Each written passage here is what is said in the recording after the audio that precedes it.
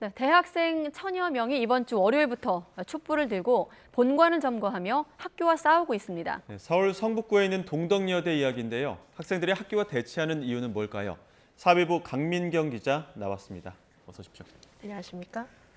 네, 학생들이 촛불을 든 이유를 하나씩 좀 물어볼 텐데 먼저 이번 사태 발단부터 짚겠습니다. 지난주에 등교하던 학생이 쓰레기차에서 치여 교내에서 사망한 사건이었죠. 네, 그렇습니다. 일단 사건이 터진 날은 지난주 5일인데요. 아침 9시 수업을 듣기 위해서 이동하던 아동학과 재학생 21살 A씨가 교내 언덕길에서 쓰레기 수거용 화물차에 치여서 숨지는 사고가 발생을 했습니다. 네.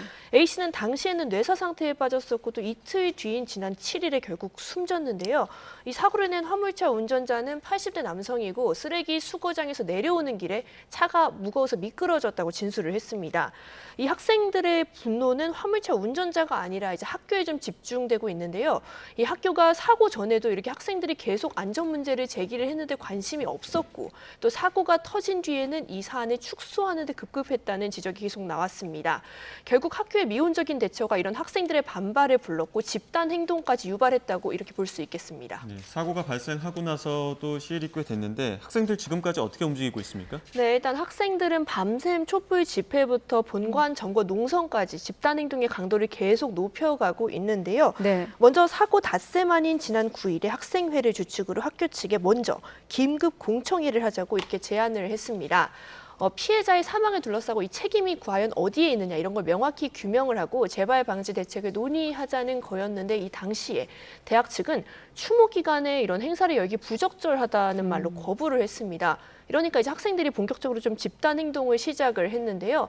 일단 이번 주 월요일인 그저께 밤에 동덕여대 본관 앞에서 피해자를 추모하는 촛불 집회가 열렸는데 여기에 자발적으로 한 1000여 명의 학생이 참여를 했거든요. 촛불 집회 현장 화면 잠시 보시겠습니다.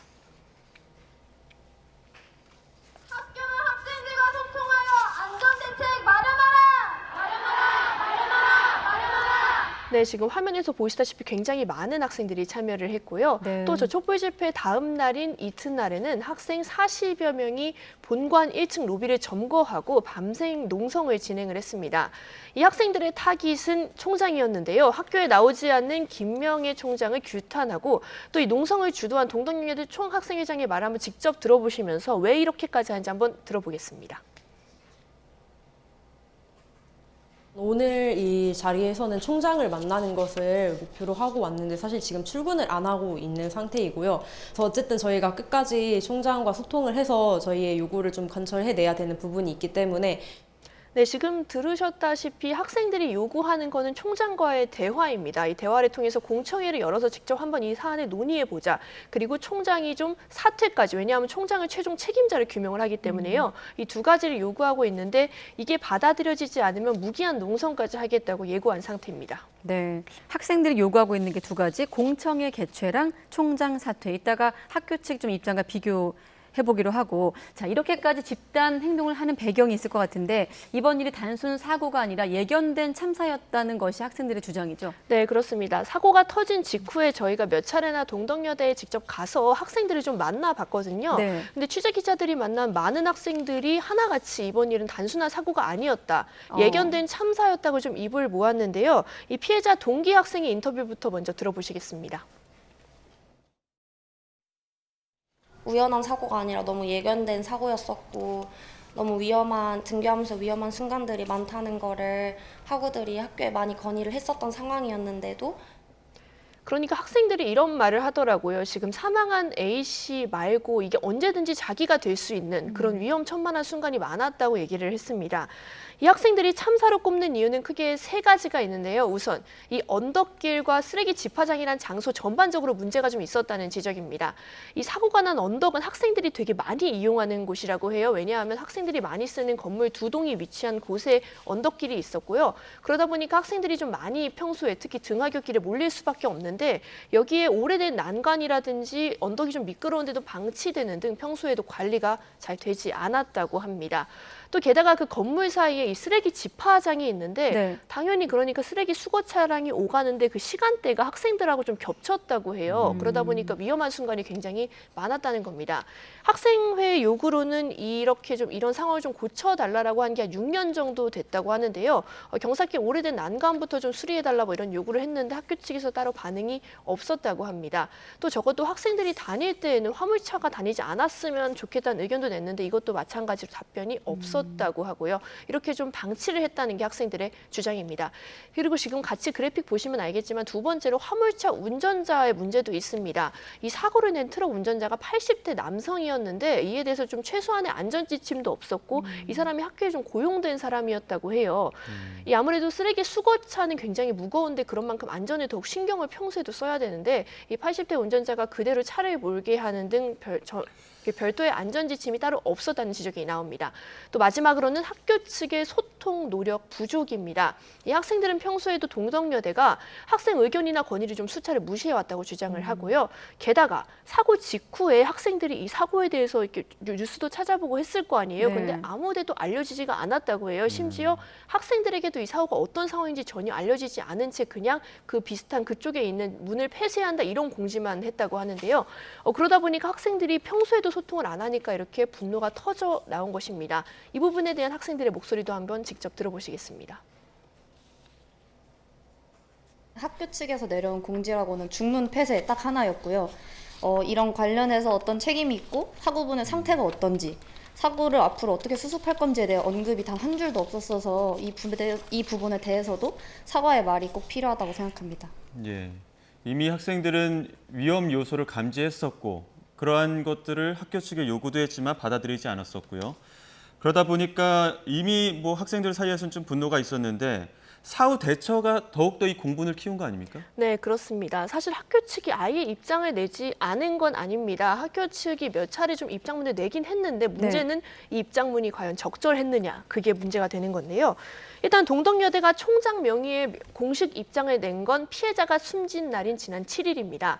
이때 총장의 담화문은 사실 추모가 핵심이었어요. 이번 달 말까지 학교에서 고인에 대한 추모를 이어가겠다. 또 본관 앞에 추모 공간을 마련하겠다. 이런 말인데 사실 학생들이 당연히 추모는 하겠지만 학교에 요구하는 건 이 재발 방지 대책 그리고 그럼 책임자가 누구냐? 왜 학교는 답하지 않았냐? 이런 내용인데 그 부분과는 다소 동떨어진 내용이었습니다. 이러다 보니까 학생들은 제대로 된 입장을 표명하라며 단체 행동을 시작한 거고요.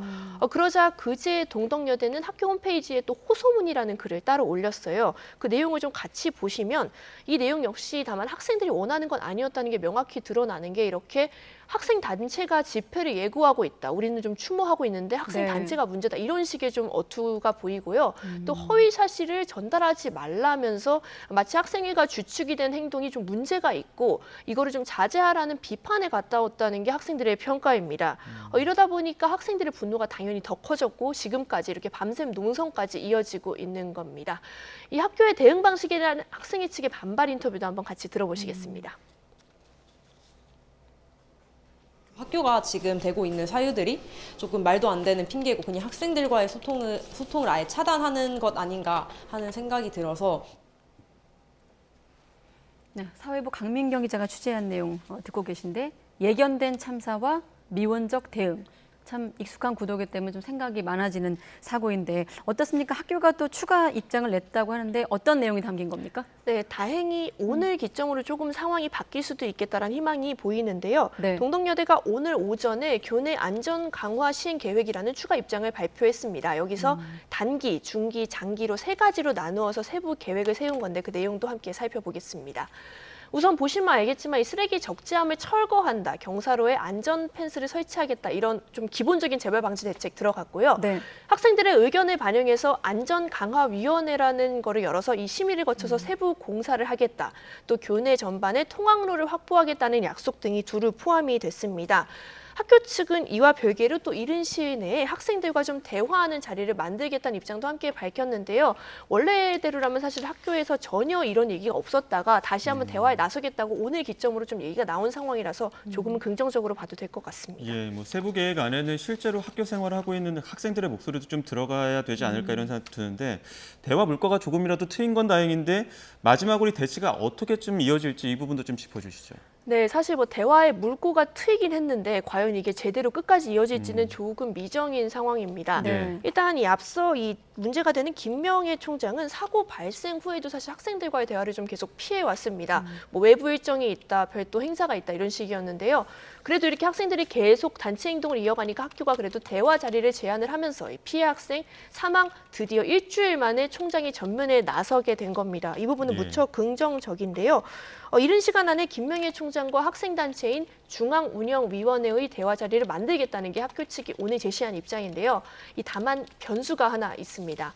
우선 양측이 원하는 대화의 성격이 굉장히 다릅니다. 이 학교 측은 안전강화위원회나 중앙위원회를 통한 대화, 총장과의 쉽게 말하면 대화는 맞는데 이게 공식적으로 이렇게 공청회 자리는 아니고 좀 비공식적으로 이렇게 하는 서로 상호의 대화를 좀 제안을 했고요. 반면 학생들은 제대로 된 공청회를 열어라. 즉 책임자 규명을 공식적으로 요구할 수 있는 자리를 마련해 달라라고 바라고 있습니다. 학생들은 지금은 제대로 된 공청회 없이는 물러서지 않겠다고 하면서 총장 사퇴까지 전혀 굽히지 않고 재차 요구하고 있는데요. 그런 만큼 이 동덕여대 사태가 앞으로 어떻게 흘러갈지는 일단 지금 당장 진행되고 있는 학교 측과 학생회의 대화를 좀 지켜봐야지 알 수 있을 것 같습니다. 네, 학생들이 든 촛불에 최근 안전에 대해 좀 민감해진 우리의 문제의식이 좀 압축되어 있는 게 아닌가 이런 생각이 그렇습니다. 드는 사고였습니다. 앞으로 좀 추가 취재가 필요한 사안으로 보입니다. 사회부 강민경 기자였습니다. 수고했습니다. 고생하셨습니다.